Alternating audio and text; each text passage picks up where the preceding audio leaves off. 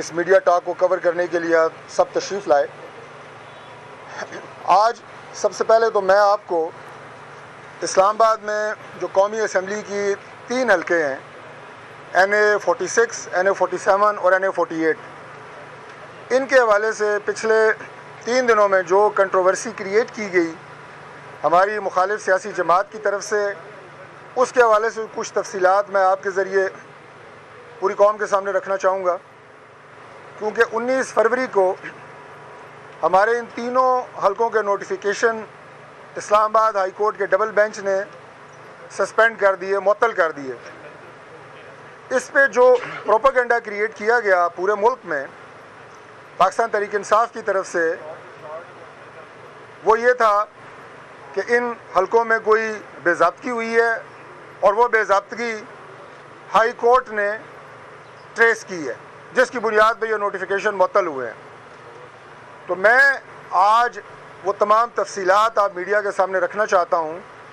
کہ کس بنیاد پہ، کس جھوٹ اور فراڈ پہ تحریک انصاف کے امیدواروں نے یہ نوٹیفیکیشن معطل کروائے، اور جب سچ ہائی کورٹ کے سامنے آیا، الیکشن کمیشن کے سامنے آیا، تو کل الحمدللہ یہ نوٹیفیکیشن دوبارہ بحال کر دیے گئے۔ اس کی تفصیلات کچھ یوں ہیں کہ 19 تاریخ کو تینوں ہمارے مخالف امیدوار NA46, 47 اور 48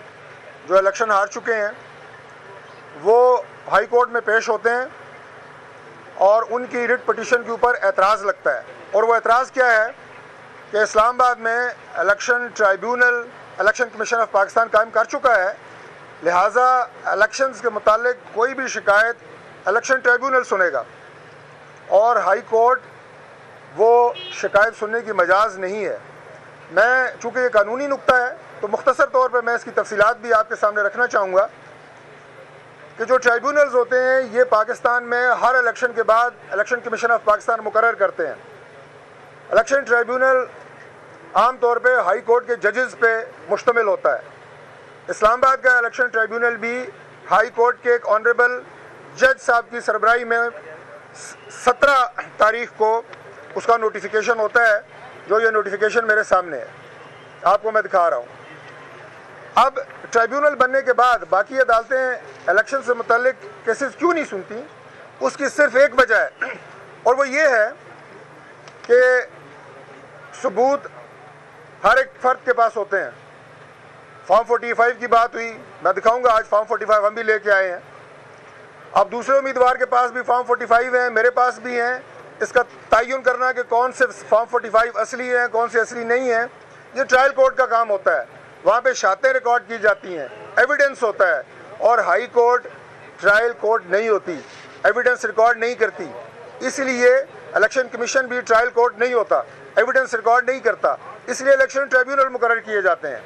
اور یہ تمام فیصلے جو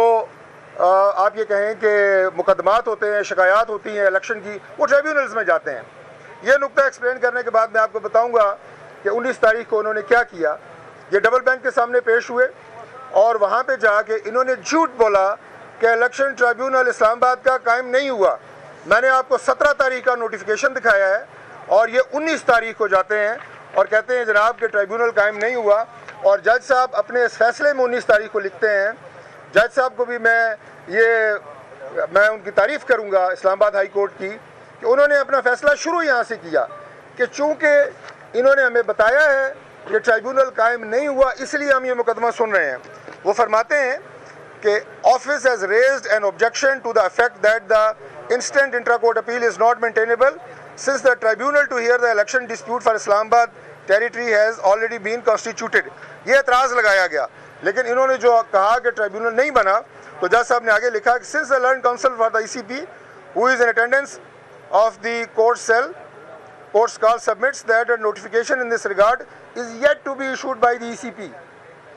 انہوں نے وہاں پہ ECP کے وکیل کو بھی ساتھ میں لایا، جھوٹ بولا کہ notification is yet to be issued۔